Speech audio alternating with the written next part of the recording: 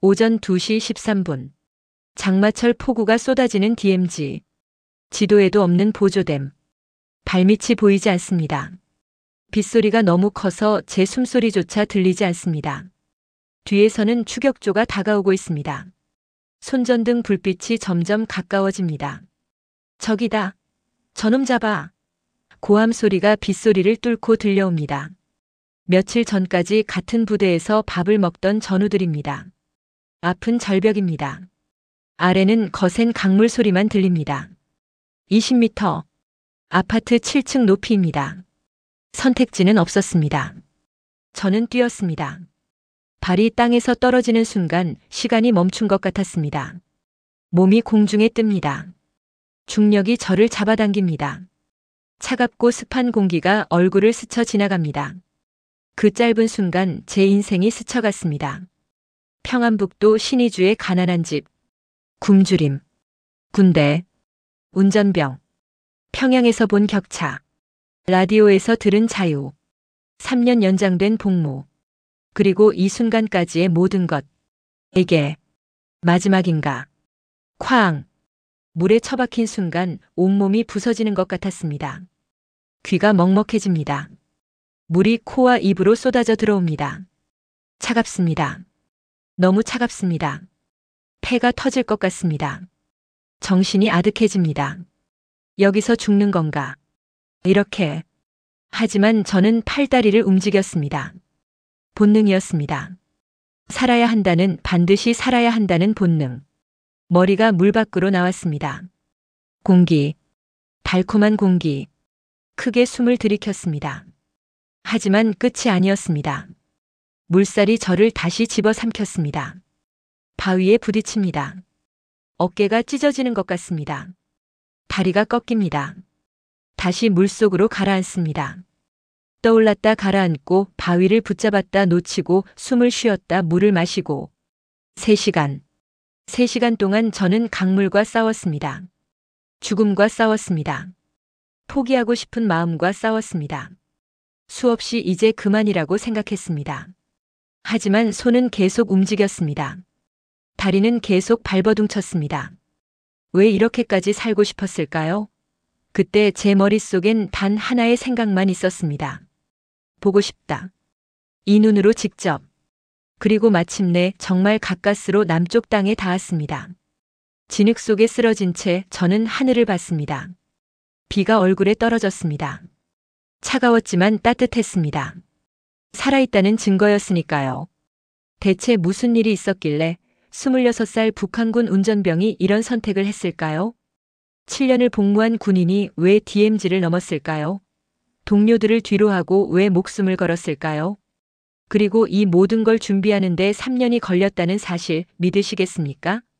병원 입원 기록을 위조하고 뇌물로 길을 뚫고 택시와 버스를 갈아타며 북쪽 끝까지 올라가고 6일 동안 빈 움막에 숨어 폭우를 기다렸던 이야기. 손자병법과 36개에서 탈출 계획을 배웠다는 이야기. 그리고 그 계획이 처음엔 잠시 보고 돌아가는 것이었다는 사실. 이 믿기 힘든 생존기가 궁금하시다면 지금 구독 버튼을 눌러주세요. 그리고 좋아요를 눌러 더 많은 분들이 이 이야기를 들을 수 있도록 도와주시기 바랍니다. 지금부터 그 3년 동안 제게 무슨 일이 있었는지, 저를 댐 위로 몰아넣은 궁금증은 무엇이었는지, 그리고 한국에서 제가 발견한 것은 무엇이었는지 처음으로 공개하겠습니다. 이 이야기는 제 이야기지만 동시에 아직도 그곳에 남아있는 수많은 사람들의 이야기이기도 합니다. 2019년 봄, 저는 함경남도 함흥의 한 군부대에서 운전병으로 복무하고 있었습니다.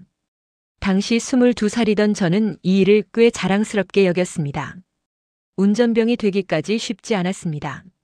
경쟁이 치열했고 당 간부의 추천서도 필요했습니다. 제가 선발된 건 성분이 깨끗하고 운전 실력이 뛰어났기 때문이었습니다. 일반 병사들이 산에서 땅을 파고 굶주릴 때 저는 깨끗한 제복을 입고 간부님들의 차를 몰았습니다. 배급도 다른 부대보다 나았습니다. 하얀 쌀은 아니어도 강냉이가 제대로 들어간 밥을 먹을 수 있었습니다. 무엇보다 기름을 조금씩 빼돌려 돈을 모을 수 있었습니다. 한 달에 중국 위안으로 50원 정도. 북한에선 큰 돈이었습니다. 태준아, 너는 운이 좋은 놈이야. 선임 운전병 박 상사가 자주 하던 말이었습니다. 40대 중반의 그는 15년째 운전병으로 복무하고 있었습니다. 제대할 수 있었지만 안 했습니다. 나가봤자 먹고 살 길이 없다는 이유였습니다. 처음에는 저도 그렇게 생각했습니다. 체제를 의심한 적도 없었고 장군님께 충성하는 게 당연하다고 배웠으니까요. 매일 아침 김일성 김정일 초상화 앞에서 고개 숙여 인사하는 게 자연스러웠습니다. 하지만 운전대를 잡으면 잡을수록 뭔가 이상하다는 생각이 들기 시작했습니다. 어느 날 저는 당 간부를 모시고 평양까지 왕복 임무를 받았습니다. 새벽 5시에 출발했습니다. 10시간 넘게 운전하며 저는 차창 밖을 봤습니다. 함흥을 벗어나자 풍경이 바뀌기 시작했습니다. 무너진 집들, 지붕이 날아가고 벽이 갈라진 집들, 아이들이 그 앞에서 맨발로 뛰놀고 있었습니다. 얼굴은 까맣게 그을렸고 배는 볼록 나왔습니다. 영양실조의 전형적인 모습이었습니다. 공장들은 멈춰서 있었습니다. 굴뚝에서 연기가 나오지 않았습니다. 녹슨 기계들이 마당에 방치되어 있었습니다. 도로 한가운데서 소가 끄는 수레가 차를 막았습니다. 저는 경적을 울렸지만 농민은 천천히 비켜섰습니다. 불만 가득한 얼굴로. 길가에서 할머니 2명이 풀을 뜯어먹고 있었습니다. 나물도 아닌 그냥 풀. 소들이 먹는 그 풀을. 저는 고개를 돌렸습니다. 보고 싶지 않았습니다. 평양 외곽에 도착했을 때 검문소가 나타났습니다. 평양은 허가 없이 들어갈 수 없었습니다. 저는 통행증을 보여줬고 차 안에 간부님 얼굴을 확인한 군인이 경례를 하며 통과시켜줬습니다. 그리고 평양에 들어서자 완전히 다른 세상이었습니다. 번쩍이는 빌딩들, 유리로 된 외벽이 햇빛을 반사했습니다. 깨끗하게 포장된 도로, 흰 선이 선명하게 그어져 있었습니다. 사람들의 옷차림부터 달랐습니다. 깨끗한 양복을 입은 남자들, 구두를 신은 여자들. 아이들은 통통하게 살이 올라 있었고 밝은색 옷을 입고 있었습니다. 저는 같은 나라 안에서 2개의 나라를 보고 있었습니다. 간부님은 뒷좌석에서 술을 마시며 전화 통화를 하고 계셨습니다. 그래, 중국산 위스키 석병 준비해놔. 일본산 위스키도 한 병 있으면 좋고. 오늘 저녁 손님들 오신다고. 제 귀가 번쩍 뜨였습니다. 중국산 위스키? 일본산? 우리는 남조선 물건을 쓰면 처벌받는다고 배웠는데. 저는 그날 아침 부대 식당에서 강냉이죽 한 그릇 먹은 게 전부였습니다. 옥수수도 제대로 안 들어간 물에 가까운 죽이었습니다. 반찬은 소금뿐이었습니다. 임무를 마치고 부대로 돌아오는 길은 더 고통스러웠습니다. 해가 지고 있었습니다. 어둠 속에서 불빛 하나 없는 마을들을 지나갔습니다. 전기가 끊겨 있었습니다. 박 상사가 조수석에서 담배를 피우며 말했습니다. 너도 이제 알았지? 이 나라에서 누가 사람 대접받는지. 평양 놈들하고 간부들만 사람이야. 나머지는 그냥 숫자지. 저는 대답하지 않았습니다. 대답할 수가 없었습니다. 목이 메었습니다. 그날 밤 숙소로 돌아온 저는 침대에 누워 천장을 바라봤습니다. 우리가 배운 평등, 인민의 천국. 그게 다 진짜일까? 모두가 잘 산다고 배웠는데 왜 길가에서 풀을 뜯어먹는 사람이 있지? 왜 평양과 함흥이 이렇게 다른 거지? 작은 의문이 제 머릿속에 싹트기 시작했습니다. 당시엔 몰랐습니다. 그 작은 의문이 제 인생을 완전히 바꿔놓을 거라는 사실을요. 그 의문은 씨앗이 되어 제 마음에 뿌리를 내리기 시작했습니다. 의문은 계속 커져갔습니다. 평양에서 본 그 광경이 머릿속에서 지워지지 않았습니다. 밤마다 뒤척이며 생각했습니다. 대체 뭐가 진짜지? 우리가 배운 게 맞는 건가? 하지만 이런 의문조차 위험했습니다. 체제를 의심하면 반동분자가 됩니다. 가족까지 정치 범수용소에 갑니다. 그래서 저는 아무에게도 말하지 않았습니다. 그러던 어느 날 운명이 저를 찾아왔습니다. 2019년 7월 저는 차량 점검 후 부대 뒤편 야산을 걷고 있었습니다. 바람이 불었습니다. 나뭇가지 사이로 뭔가 하얀 게 보였습니다. 비닐봉지였습니다.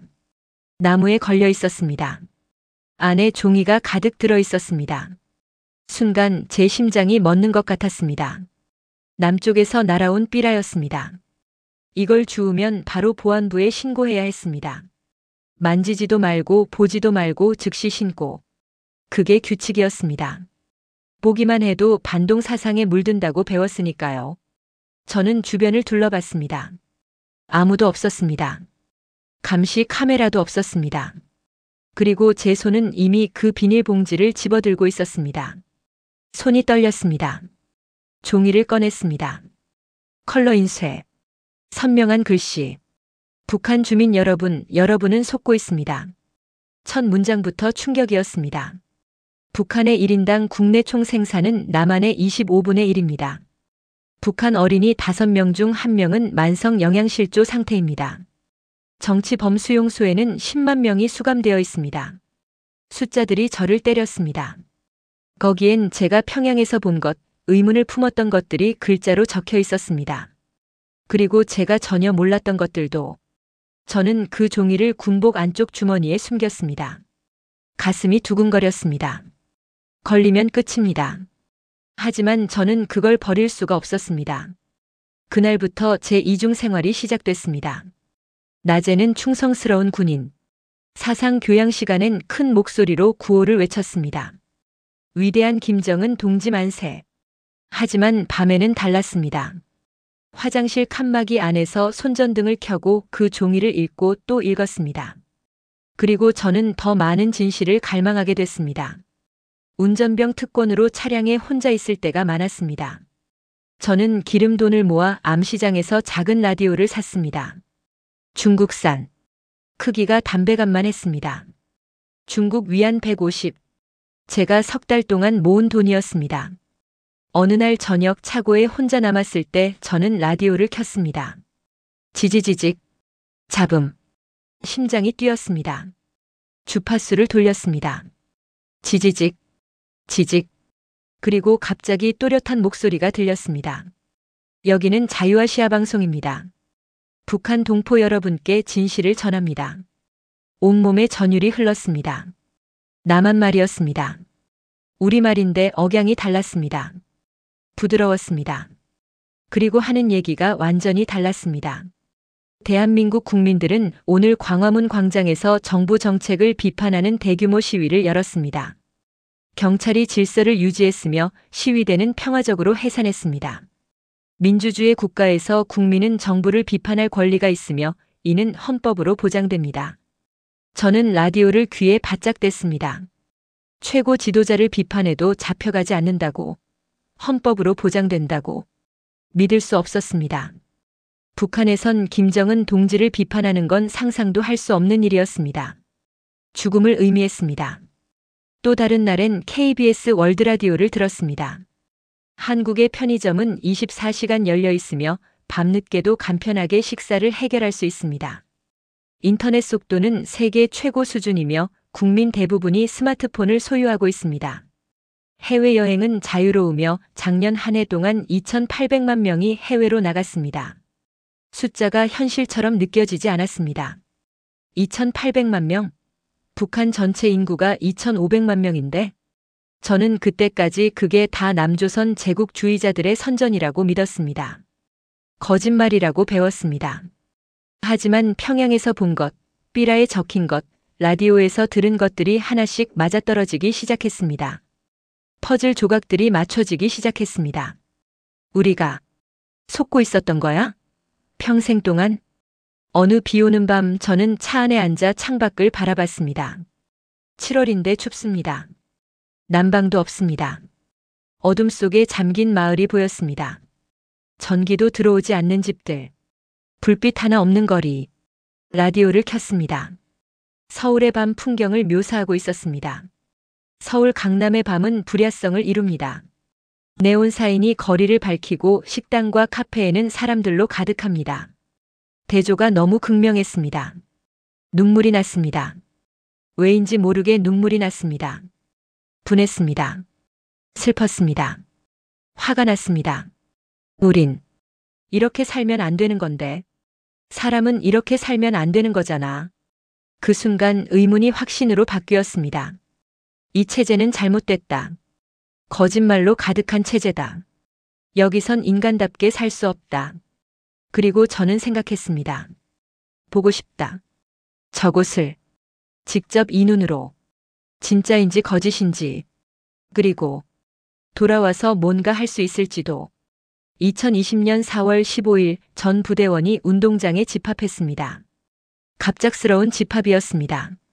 점심시간이 끝나고 쉬고 있을 때였습니다. 확성기에서 긴급 집합 명령이 떨어졌습니다. 무슨 일이지? 불길한 예감이 들었습니다. 이런 식의 갑작스러운 집합은 좋은 소식이 아닙니다. 중대장이 서류를 들고 단상에 올랐습니다. 표정이 굳어 있었습니다. 동무들 최고 사령관 동지의 명령이다. 심장이 쿵 내려앉았습니다. 현 복무 기간을 3년 연장한다. 즉시 시행한다. 머리가 멍해졌습니다. 귀가 잘 안 들렸습니다. 제가 잘못 들은 건가? 저는 그해 제대 예정이었습니다. 7년을 복무했습니다. 이제 2달만 남았습니다. 60일. 하루하루 손가락으로 세고 있었습니다. 그런데 3년을 더? 주변에서 신음소리가 새어나왔습니다. 안 돼. 이럴 수가. 누군가는 그 자리에서 무릎을 꿇었습니다. 30대 병장이었습니다. 12년을 복무한 사람이었습니다. 침묵. 이건 명령이다. 불만을 표시하는 자는 반동분자로 간주한다. 가족까지 책임진다. 알았나? 중대장의 고함에 모두 입을 다물었습니다. 하지만 눈빛은 감출 수 없었습니다. 절망, 분노, 좌절. 제 옆에 있던 이등병이 작게 중얼거렸습니다. 죽고 싶다. 저는 그 말이 농담이 아니라는 걸 알았습니다. 해산 명령이 떨어졌습니다. 병사들이 좀비처럼 숙소로 돌아갔습니다. 그날 밤 숙소는 무덤처럼 조용했습니다. 20명 넘는 병사들이 누워 있었지만 아무도 말하지 않았습니다. 어둠 속에서 누군가 흐느끼는 소리만 들렸습니다. 이불을 뒤집어 쓰고 우는 소리. 저는 천장을 바라보며 계산했습니다. 3년, 1095일, 26,280시간. 이미 24살입니다. 3년 뒤면 27살. 청춘이 다 지나갑니다. 제대하면 고향에 가서 장사를 하려고 했습니다. 운전 기술을 살려 택시라도 몰려고 했습니다. 결혼도 하고 싶었습니다. 하지만 3년 뒤면 30이 다 되어서 제대하면 누가 저를 원하겠습니까? 라디오에서 들은 남한 청년들이 떠올랐습니다. 20대에 대학 가고 연애하고 해외여행 가고 하고 싶은 일하고. 저는 10년을 복무하고 나면 뭐가 남을까? 망가진 몸과 잃어버린 청춘뿐. 안 돼. 이대로는 안 돼. 한국을 봐야 한다. 직접 가서 진짜인지 확인해야 한다. 그리고 배워야 한다. 어떻게 사는지. 그 순간 결심했습니다. 남한을 보러 가기로. 다음 날부터 저는 조용히 준비를 시작했습니다. 먼저 정보가 필요했습니다. DMZ 지형, 경비 배치, 탈출 루트. 하지만 이런 정보를 어떻게 구합니까? 물어볼 수도 없습니다. 그러던 중 부대 도서관에서 책을 발견했습니다. 손자병법과 36개. 중국 고전 병법서들이었습니다. 사상 교양용으로 비치된 책들이었죠. 공산주의 국가들은 중국 고전을 높게 평가했습니다. 저는 2권을 빌렸습니다. 동무 공부 열심히 하네? 사서가 웃으며 말했습니다. 네, 군사 지식을 쌓으려고요. 거짓말이었습니다. 밤마다 저는 손전등을 켜고 읽었습니다. 전쟁 전략서였지만 제게는 탈출 지침서였습니다. 상계 위상, 최상의 계책은 적을 속이는 것이다. 적은 누구입니까?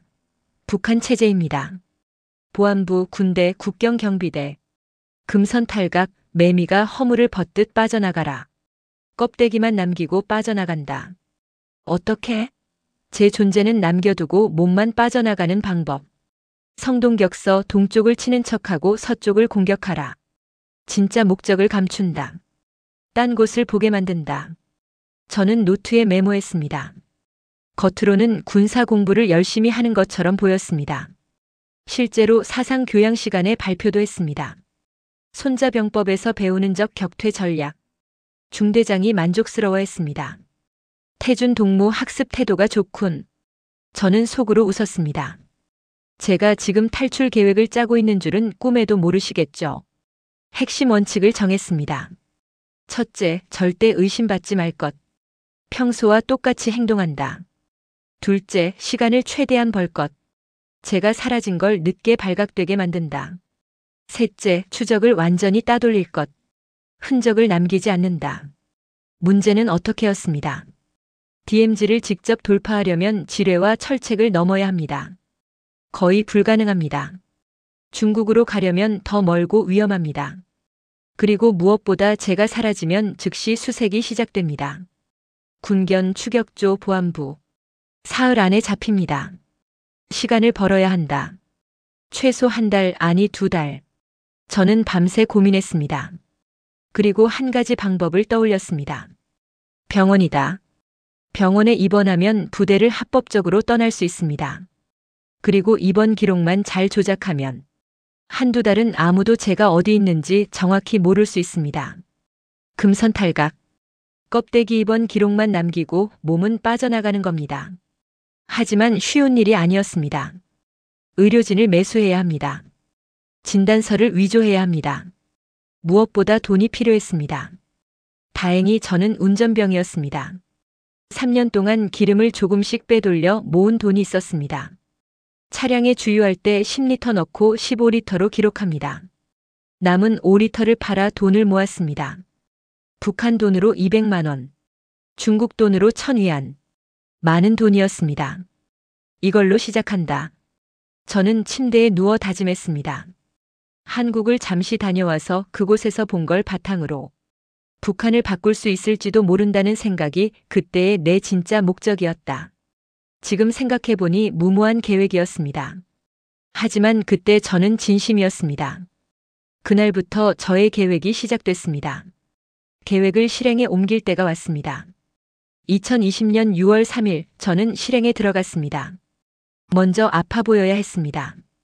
진짜처럼. 의심받으면 끝입니다. 일주일 동안 저는 밥을 거의 먹지 않았습니다. 배식 받으면 몰래 버렸습니다. 찬물만 마셨습니다. 잠도 안 잤습니다. 의도적으로. 얼굴이 창백해졌습니다. 눈 밑에 다크서클이 생겼습니다. 몸이 떨렸습니다. 실제로 어지러웠습니다. 태준아, 너 괜찮아? 얼굴이 왜 그래? 동료들이 걱정했습니다. 요새 속이 안 좋아서. 거짓말이 아니었습니다. 긴장 때문에 정말 속이 안 좋았습니다. 6월 10일 저는 부대 의무실에 갔습니다. 동무 배가 너무 아파서 못 견디겠습니다. 구토도 하고 피도 섞여 나왔습니다. 마지막 부분은 거짓말이었습니다. 군의관이 진찰했습니다. 배를 눌러봤습니다. 저는 하고 신음했습니다. 급성 위험 같은데. 며칠 쉬면 나을 거야. 약 줄 테니 먹고. 아닙니다, 동무. 계속 악화되고 있습니다. 시 인민병원에서 제대로 검사받아야 할 것 같습니다. 위궤양일 수도 있고. 군의관이 의심스러운 눈으로 저를 봤습니다. 병원에 보내려면 서류가 필요했고 귀찮은 일이었습니다. 저는 주변을 살폈습니다. 아무도 없었습니다. 조용히 책상 위에 봉투를 놓았습니다. 중국 위안 200. 군의관의 눈빛이 변했습니다. 봉투를 집어 서랍에 넣었습니다. 그래. 위중한 것 같으니 정밀 검사가 필요하겠군. 진단서 써주지. 함흥시 인민병원 입원 허가서. 일주일 유효. 제 손에 쥐어졌습니다. 심장이 뛰었습니다. 첫 번째 관문 통과. 다음 날 저는 택시를 타고 함흥 시내로 향했습니다. 기름돈으로 모은 현금이 이럴 때 쓰라고 있는 거였습니다. 함흥시 인민병원. 낡고 컴컴한 건물이었습니다. 복도엔 환자들이 가득했습니다. 내과를 찾아갔습니다. 담당 의사를 만났습니다. 최군이 40대 중반. 피곤해 보이는 남자였습니다. 입원이 필요합니까? 네, 위궤양 의심입니다. 한 달 정도 입원 치료가. 한 달? 병상이 부족한데. 일주일이면 충분하지 않나? 저는 준비한 봉투를 꺼냈습니다. 중국 위안 300. 북한 돈 50만 원. 제 전 재산의 절반이었습니다. 책상 위에 놓았습니다. 최 군이가 봉투를 열어 확인했습니다. 눈빛이 흔들렸습니다. 망설였습니다. 이게 무슨... 제가 정말 아픕니다, 동무. 그리고 이번 기록만 유지해 주시면 됩니다. 한 달 후에 다시 연락드리겠습니다. 최 군이가 저를 쳐다봤습니다. 오래 쳐다봤습니다. 그리고 천천히 고개를 끄덕였습니다. 알겠네. 한 달 후에 연락하게. 그때까지 이번 기록은 유지하겠네. 혹시 부대에서 연락 오면 면회가 어렵다고 해주십시오. 상태가 위중하다고. 그렇게 하지. 금선탈각. 매미가 허물을 벗듯. 제 껍데기 입은 기록은 여기 남고 제 몸은 빠져나가는 겁니다. 저는 병원을 나왔습니다. 뒤돌아보지 않았습니다. 시외버스 터미널로 향했습니다. 청진행 버스 한 장이요. 버스에 올랐습니다. 자리에 앉았습니다. 창밖을 봤습니다. 버스가 출발했습니다. 함흥시가 멀어졌습니다. 돌아올 수 없는 길. 지금이라도 내려야 하나? 순간 두려움이 밀려왔습니다. 하지만 라디오에서 들었던 말이 떠올랐습니다. 자유는 공짜가 아닙니다. 용기 있는 자만이 자유를 얻습니다. 이미 시작했어. 돌아갈 순 없어. 나는 진실을 보러 가고 있어. 내 눈으로 확인하러. 청진 도착. 오후 5시. 다시 택시를 탔습니다. 회령까지 갑니다. 돈은 중국 돈 50. 다. 회령 도착. 밤 9시. 어두웠습니다. 또 택시를 찾았습니다. 온성 남양 쪽으로 갑니다. 거긴 왜? 국경 지역인데. 친척 문병. 돈은 70. 알겠습니다. 북쪽으로 계속 올라갔습니다. 역설적이게도 남쪽으로 가기 위해선 먼저 최북단으로 가야 했습니다. 중국 국경 근처를 통해 우회해야 검문소가 적기 때문입니다. 이동하는 3일 동안 저는 거의 잠을 자지 못했습니다. 검문소가 나타날 때마다 심장이 터질 듯 했습니다. 첫 번째 검문소. 어디 가나? 가족 문병 갑니다. 신분증. 손이 떨렸습니다. 하지만 태어난 척했습니다. 군인 신분증과 병원 진단서를 함께 보여줬습니다. 군인이 서류를 확인했습니다. 오래 봤습니다. 제 얼굴과 사진을 비교했습니다. 가라. 숨을 내쉬었습니다. 두 번째, 세 번째 검문소도 같았습니다. 고비를 넘길 때마다 등에서 식은땀이 흘렀습니다. 마침내 6월 13일 목적지에 도착했습니다. 온성군 남양 노동자구 근처. DMZ 민통선이 시작되는 곳. 택시 기사에게 말했습니다. 여기서 내리겠습니다. 여기? 아무것도 없는데? 괜찮습니다. 내렸습니다. 주변을 둘러봤습니다. 버려진 집들이 보였습니다. 그중 하나를 골랐습니다. 빈 움막. 지붕이 반쯤 무너져 있었습니다. 여기서 기다려야 했습니다. 장마철 폭우가 올 때까지. 창밖으로 하늘을 봤습니다. 구름이 끼기 시작했습니다. 곧이야. 조금만 더 기다리면. 그렇게 저는 6일을 기다렸습니다. 마른 옥수수와 물로 연명하며 비가 오기만을 기도하며. 7일째 되던 날 밤. 우르릉. 천둥 소리가 들렸습니다. 폭우가 쏟아졌습니다. 7월 13일 밤 11시. 하늘이 무너지는 것 같았습니다. 천둥이 계속 울렸습니다. 번개가 하늘을 가릅니다. 1미터 앞도 보이지 않았습니다. 지금이다. 지금 아니면 안 돼. 6일을 기다렸습니다. 이런 폭우를 기다렸습니다. 저는 검은 옷으로 갈아입었습니다. 얼굴에 흙을 발랐습니다. 작은 배낭 하나, 물 한 병, 칼 하나. 그게 전부였습니다. 움막을 나섰습니다. 빗줄기가 제 얼굴을 때렸습니다. 차가웠습니다. 민통선 철책을 따라 남쪽으로 걸었습니다. 진흙탕이 된 길. 발이 푹푹 빠졌습니다. 걸음마다 신발이 벗겨질 것 같았습니다. 빗소리가 모든 걸 덮었습니다. 제 발소리도 숨소리도 들리지 않았습니다. 좋았습니다. 들키지 않을 수 있었습니다. 10분쯤 걸었을 때 앞쪽에 불빛이 보였습니다. 초소였습니다. 초병이 서 있을 겁니다. 저는 숨을 죽이고 멈췄습니다. 천천히 옆 산으로 돌았습니다. 성동격서. 정면을 피하고 옆으로 우회합니다. 산길은 더 험했습니다. 가시던 불이 얼굴을 핥히었습니다. 뺨에서 피가 났습니다. 바위에 미끄러졌습니다. 넘어졌습니다. 일어났습니다. 다시 기어올랐습니다. 소리를 낼 수 없었습니다. 절대로. 들키면 끝입니다. 40분 후 초소를 지나쳤습니다. 뒤돌아봤습니다. 불빛이 멀어졌습니다. 성공했어. 첫 관문 통과. 이제 앞은 DMZ였습니다. 진짜 시작이었습니다. 비탈을 내려가기 시작했습니다. 가파랐습니다. 미끄러졌습니다. 구르기 시작했습니다. 멈출 수 없었습니다. 나무를 붙잡았습니다. 겨우 멈췄습니다. 손이 찢어졌습니다. 무릎이 까졌습니다. 아팠습니다. 하지만 계속 가야 했습니다. 조심스럽게 한 발 한 발 내려갔습니다. 그때였습니다.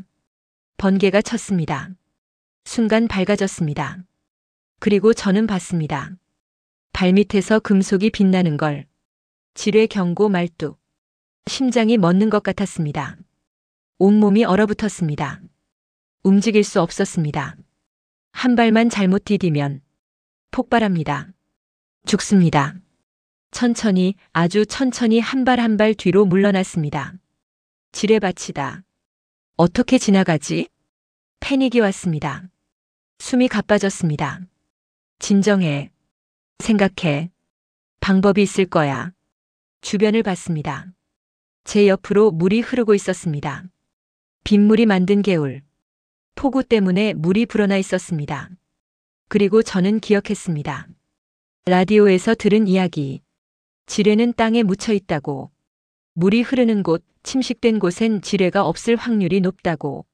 물길을 따라가는 거야. 위험했습니다. 확신도 없었습니다. 하지만 다른 방법이 없었습니다. 저는 개울에 몸을 담갔습니다. 차가운 물이 온몸을 감쌌습니다. 이빨이 딱딱 부딪혔습니다. 손으로 바닥을 더듬었습니다. 돌을 만졌습니다. 진흙을 만졌습니다. 부드럽습니다. 금속은 없습니다. 한 뼘 앞으로, 또 한 뼘. 기어갔습니다. 10분이 지났습니다. 영원처럼 느껴졌습니다. 20분. 팔이 저렸습니다. 추웠습니다. 30분. 거의 의식을 잃을 뻔했습니다. 그리고 마침내 지뢰 표시가 없는 곳에 도착했습니다. 빠져나왔다. 일어섰습니다. 다리가 떨렸습니다. 앞을 봤습니다. 강이 보였습니다. DMZ를 가로지르는 강. 폭우로 불어나 거세게 흐르고 있었습니다. 망설일 시간이 없었습니다. 뒤에서 누가 올지 모릅니다. 저는 물속으로 뛰어들었습니다. 순간 물살이 저를 집어삼켰습니다. 숨을 쉴 수 없었습니다. 온몸이 물에 휩쓸렸습니다. 바위에 부딪혔습니다. 어깨가 부딪혔습니다. 뼈가 부러지는 것 같았습니다. 비명을 지르려 했지만 물이 입으로 들어왔습니다. 다리가 바위에 부딪혔습니다. 꺾이는 것 같았습니다. 수면으로 올라왔습니다. 공기를 들이켰습니다. 그때 앞에서 굉음이 들렸습니다. 폭포 소리. 아니, 더 크고 낮은 소리. 번개가 쳤습니다. 순간 앞이 보였습니다. 댐이었습니다. 지도에도 없던 보조댐. 높이 20m. 아파트 7층. 안 돼. 강물이 저를 댐 쪽으로 끌고 갔습니다. 저항할 수 없었습니다. 바위를 붙잡으려 했습니다. 손이 미끄러졌습니다. 물살이 너무 셌습니다. 안 돼, 안 돼, 안 돼. 절규했습니다. 하지만 물소리에 묻혔습니다. 그리고 저는 떨어졌습니다. 오전 2시 13분. 몸이 공중에 떴습니다. 중력이 사라진 것 같았습니다. 시간이 느리게 흘렀습니다. 발밑엔 아무것도 없었습니다. 앞도 뒤도 옆도 보이지 않았습니다. 어둠뿐이었습니다. 제 인생이 스쳐갔습니다. 어머니 얼굴, 부대 동료들, 평양의 거리, 라디오 소리. 이게 끝인가? 여기서 죽는 건가? 쾅! 물에 처박혔습니다. 온몸이 부서지는 것 같았습니다. 충격이 머리부터 발끝까지 퍼졌습니다. 물이 코와 입으로 쏟아져 들어왔습니다. 귀가 먹먹해졌습니다. 정신이 아득해졌습니다. 죽는구나. 하지만 제 몸이 움직였습니다. 본능적으로 팔다리를 저었습니다. 안 돼. 여기서 죽을 순 없어. 아직 못 봤어. 한국을, 진실을. 수면으로 올라갔습니다. 머리가 물 밖으로 나왔습니다. 공기. 크게 숨을 들이켰습니다. 하지만 물살이 저를 다시 끌고 갔습니다. 바위를 붙잡았다 놓쳤습니다. 다시 가라앉았다 떠올랐습니다. 3시간. 저는 그렇게 3시간 동안 강물과 싸웠습니다. 죽음과 싸웠습니다. 바위에 부딪히고 물을 마시고 다시 헤엄치고 수없이 포기하고 싶었습니다. 편하게 물에 몸을 맡기고 싶었습니다. 하지만 손은 계속 움직였습니다. 다리는 계속 발버둥쳤습니다. 그리고 마침내 정말 가까스로 강가에 닿았습니다. 진흙을 붙잡았습니다. 기어올랐습니다. 땅에 쓰러졌습니다. 정신을 차렸을 때 하늘이 밝아오고 있었습니다.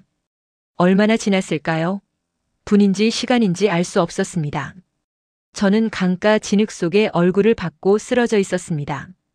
온몸이 아팠습니다. 움직일 수 없었습니다. 손가락 하나 까딱할 힘이 없었습니다. 천천히 고개를 들었습니다. 주변을 둘러봤습니다. 철책이 보였습니다. 하지만 방향이 이상했습니다. 북쪽이 아니라 남쪽에 철책이 있었습니다. 잠깐, 그럼 저는 지금 건넜다. 내가 정말 건넜어. 믿을 수 없었습니다. 꿈인 것 같았습니다. 그때였습니다. 팡! 조명탄이 하늘로 치솟았습니다. 새벽 하늘을 밝히는 붉은 빛. 낙하산이 펼쳐지며 천천히 내려왔습니다. 발견됐습니다. 저는 움직이려 했습니다. 하지만 몸이 말을 듣지 않았습니다. 확성기 소리가 들렸습니다. 북한군 귀순자로 보입니다. 움직이지 마십시오. 한국말이었습니다. 우리말인데 억양이 달랐습니다. 부드러웠습니다. 위협적이지 않았습니다. 우리는 대한민국 육군입니다. 당신을 해치지 않습니다. 반복합니다. 당신을 해치지 않습니다. 천천히 손을 머리 위로 올려주십시오. 저는 떨리는 손을 들어 올리려 했습니다. 팔이 너무 무거웠습니다. 겨우 올렸습니다. 철모를 쓴 병사들이 조심스럽게 다가왔습니다. 4, 5, 6명. 총을 겨누고 있었습니다. 하지만 눈빛이 달랐습니다. 북한군의 그 살벌하고 적대적인 눈빛이 아니었습니다. 한 병사가 가까이 왔습니다. 얼굴이 보였습니다. 젊었습니다. 저랑 비슷한 나이 같았습니다. 귀순 의사가 있습니까? 목소리가 떨렸지만 또박또박 대답했습니다. 네, 귀순하겠습니다. 저는 북한군 운전병이었습니다. 탈북했습니다. 그 순간 눈물이 터졌습니다. 참을 수 없었습니다. 살았다. 제가 살았어요. 흐느꼈습니다. 3년 동안 참았던 것들이 한꺼번에 터져 나왔습니다. 한 병사가 다가와 담요를 덮어줬습니다. 군용 담요. 두껍고 따뜻했습니다. 괜찮습니다. 이제 안전합니다. 여기는 대한민국입니다. 저는 그 자리에서 무너져 내렸습니다. 온몸에 힘이 빠졌습니다. 7년 복무, 3년 준비, 6일 대기, 3시간 사투. 모든 게 끝났습니다. 정말로 끝났습니다. 부대로 이동했습니다. 지프차를 탔습니다. 포장된 도로를 달렸습니다. 평탄했습니다. 부대 건물은 깨끗했습니다. 조명이 환했습니다. 전기가 풍족했습니다. 의무실에서 간단한 치료를 받았습니다. 상처를 소독하고 붕대를 감고 주사를 맞았습니다. 영양실조가 심하네요. 천천히 회복하시면 됩니다.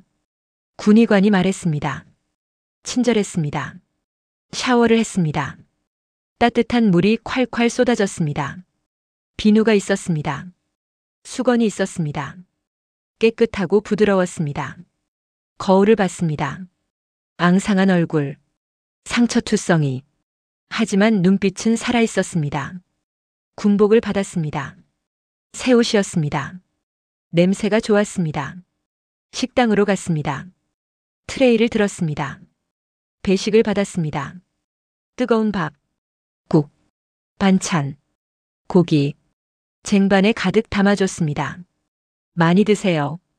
병사가 웃으며 말했습니다. 저는 그 쟁반을 들고 자리에 앉았습니다. 손이 떨렸습니다.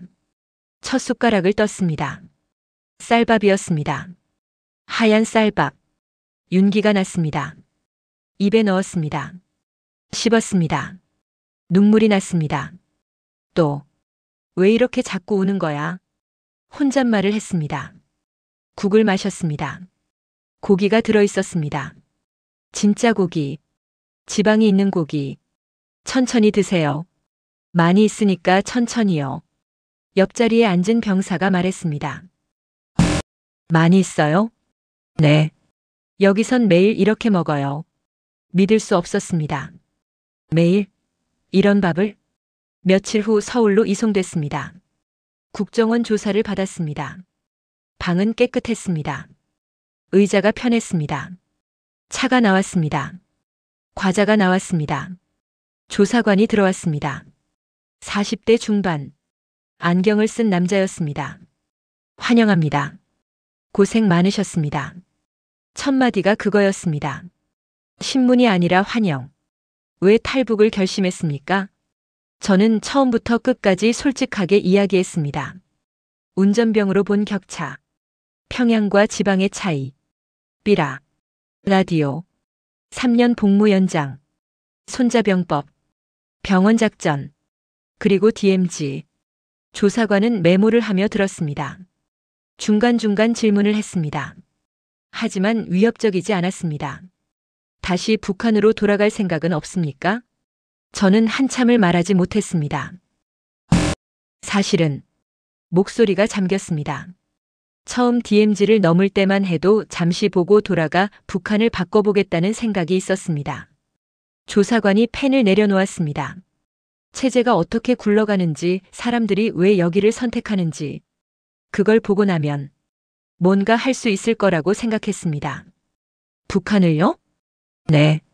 침묵이 흘렀습니다. 조사관이 조심스럽게 물었습니다. 지금은요? 저는 창밖을 봤습니다. 파란 하늘이 보였습니다. 돌아가 봤자 아무것도 못 바꿉니다. 혼자서는요. 오히려 제가 사라지는 것만 확실하죠. 조사관이 고개를 끄덕였습니다. 맞습니다. 그리고 김태준 씨. 그가 앞으로 몸을 기울였습니다. 여기서 당신이 웃으며 사는 것, 자유롭게 사는 것, 그게 누군가에겐 희망입니다. 북에 남은 사람들에게. 저는 그 말의 무게를 느꼈습니다. 그렇군요. 남으시겠습니까? 네. 남겠습니다. 조사관이 미소 지었습니다. 환영합니다.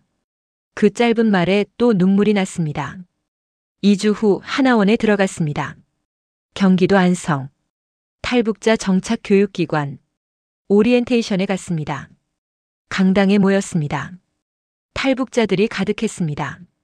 100명쯤 됐습니다. 담당자가 명단을 불렀습니다. 김태준 씨, 이쪽으로 오세요. 김태준 씨. 북한에서는 이등병 김태준, 운전병 김태준, 이놈 저놈이었습니다. 번호처럼 불렸습니다. 하지만 여기선 김태준 씨였습니다. 존댓말이었습니다. 존중이었습니다. 사람으로 대우받는 느낌이었습니다. 저는 그 순간을 평생 잊지 못할 겁니다. 자유란 거창한 게 아니었습니다. 제 이름으로 불리는 것, 쌀밥을 먹는 것, 무서워하지 않아도 되는 것, 그게 자유였습니다. 하나원을 수료한 저는 서울로 왔습니다. 2020년 9월, 제 인생의 새로운 시작이었습니다. 처음 지하철을 탔을 때를 잊을 수 없습니다. 2호선, 강남역, 출근 시간, 사람들로 가득했습니다. 저는 손잡이를 붙잡고 주변을 둘러봤습니다. 사람들이 책을 읽고 있었습니다. 음악을 듣고 있었습니다. 스마트폰을 보고 있었습니다. 아무도 주변을 의식하지 않았습니다. 아무도 서로를 감시하지 않았습니다. 감시받지 않는다는 게 이런 거구나. 북한에선 늘 누군가 지켜보고 있었습니다. 버스 안에서도 거리에서도 심지어 집 안에서도. 하지만 여기선 달랐습니다. 편의점에 들어갔을 때도 충격이었습니다. 밤 11시. 불이 환하게 켜져 있었습니다. 문이 열려 있었습니다. 진열대에 물건이 가득했습니다. 과자, 음료수, 도시락, 컵라면. 선택지가 너무 많았습니다. 원하는 걸 집어들었습니다. 계산대로 갔습니다. 돈만 내면 됐습니다. 19,800원입니다. 점원이 말했습니다. 누가 어디서 왔는지 묻지 않았습니다. 무슨 성분인지 확인하지 않았습니다. 신분증을 요구하지 않았습니다. 그냥 손님이었습니다. 그게 좋았습니다. 처음 몇 달은 적응하기 힘들었습니다. 말투가 달랐습니다. 해요체가 어색했습니다. 존댓말 규칙이 복잡했습니다. 문화가 달랐습니다. 카페에서 어떻게 주문하는지 몰랐습니다. 은행 ATM 사용법도 몰랐습니다. 버스 카드 충전하는 것도 어려웠습니다. 모르는 게 너무 많았습니다. 어느 날 버스를 탔습니다. 할머니 한 분이 앉아 계셨습니다. 전화 통화를 하고 계셨습니다. 아이고, 대통령이 뭐 하는 거야? 저러니까 나라가 이 모양이지. 저는 깜짝 놀라 주변을 둘러봤습니다.